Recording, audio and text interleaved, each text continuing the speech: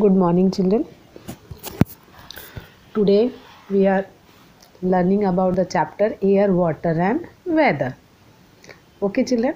So I Manisha Modi from Sri Vasisht Vidyalaya, Standard 4, Subject Science. So okay, children, I am repeating. Our chapter name is Air, Water and Weather. Okay. In this chapter you will learn about the sun affects the movement of air and changes the form of water. You will also learn about land breeze and sea breeze. Okay, children. So now, how the sun affects the movements of air and changes the form of water. Do you know that sunny day and suddenly it started raining?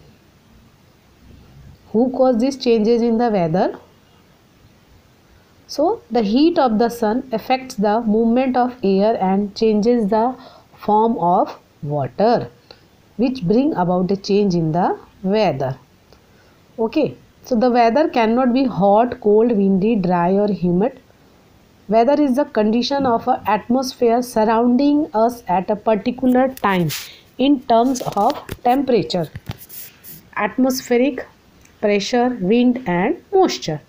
Okay, so the sun causes changes in weather. We know that the part of the earth facing the sun has day and the other part has night. Thus, the rotation of the earth on its axis causes day and night. Okay, children? Yes. So, the part of the earth that is closer to the sun has warmer and longer days. So, it is summer in this part of the world. The part of the earth away from the sun has cooler and shorter days. So, it is winter in that part of the world. This is that revolution of the earth causes changes in the season. In country like India, there are mainly 3 seasons. Okay. Winter, summer and monsoon. Even during one season, the weather changes from day to day and sometimes from hour to hour. Okay. Yes, you can see in the picture also June 21. Here is December 22. June 21 is the longest day. Now about the sun causes winds to blow. Okay, children, and the water cycle. So first we study about the water cycle. The sun heats water in oceans, seas and rivers. Okay, the water vapor, it is evaporation. Water vapor from clouds, water vapor forms clouds. So clouds are made of lots of tiny water droplets. It is condensation. Water falls from clouds as a rain, snow, hail or sleet. It is precipitation. Okay.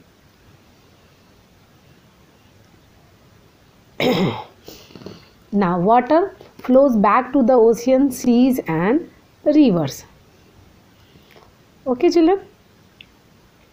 So now you will learn about the land and sea breeze. Okay. Yes.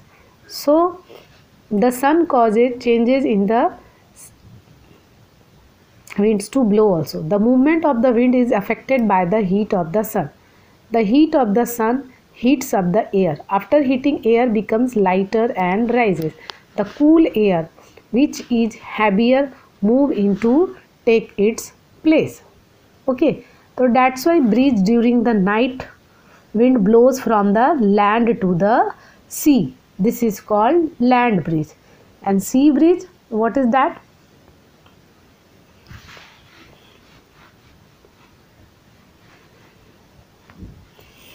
So during the daytime, the lands gets heated quickly, but the sea does not.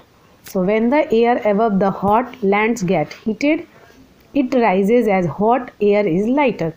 Cool air over the sea rushes it to take its place. Thus a cool breeze blows towards the land during the day. It means that during the daytime, lands get heated very quickly because lands heat very fast. So that's why, but the water takes time to heat. Okay, so that's why from the air above the hot land gets heated very fast and it started rises, and cool air over the seas rushes towards to land to take its place. Okay, so thus a cool breeze is blow towards the land during the day, so it is known as sea breeze. But in the night it is opposite. The lands cool down faster in comparison of water, so the sea is warmer and the air above the water is also warm, so its hot air above the sea rises and the cool air from the land blows towards the sea to take its place. So that's why in night time land breeze is blowing and in the daytime sea breeze is blowing. Okay children. Now, so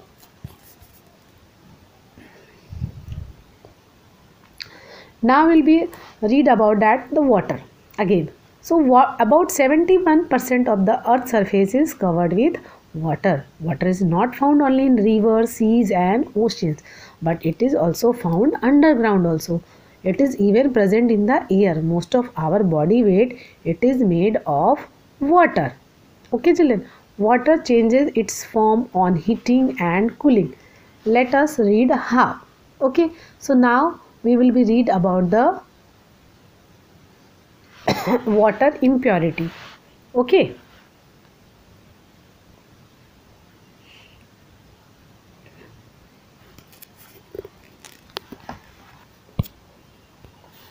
evaporation. The sun slowly heats the water on the surface of the earth to change it into water vapor. The process of change of water into water vapor due to heating is called evaporation. Evaporation of water takes place at a faster rate when there is a strong wind. The exposed surface of water is large. The temperature of the surrounding is high. The air is dry. It means that water vapor goes up in the atmosphere and form clouds.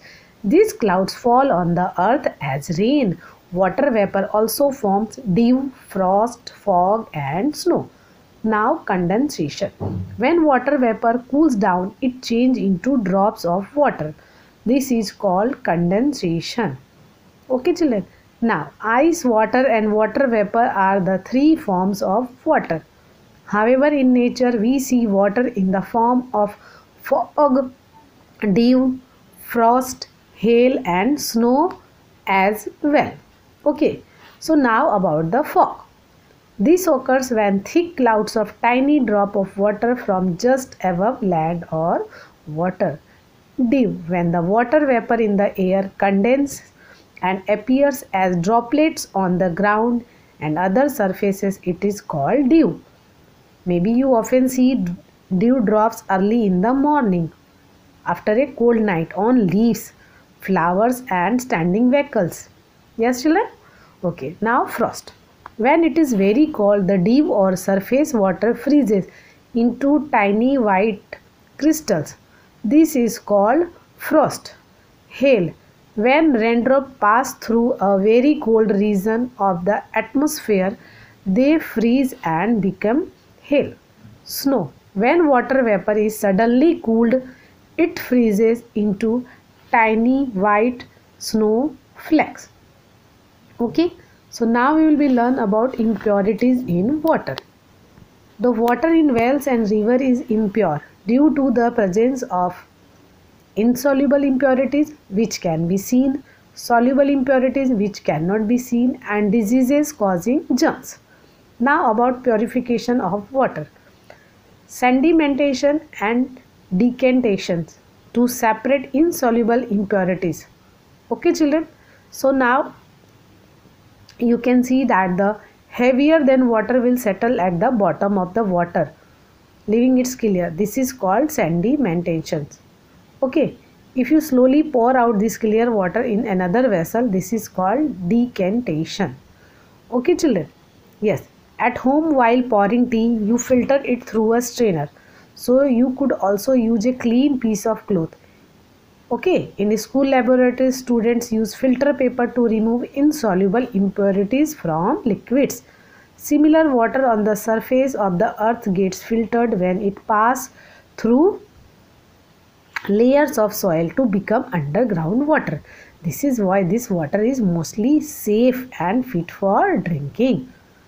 Now this water is clean, fit for drinking, but after that we cannot drink this water directly. So we can obtain clear water by these methods. Water may still contain germs and be unfit for drinking, so we must purify the water to make it safe for drinking.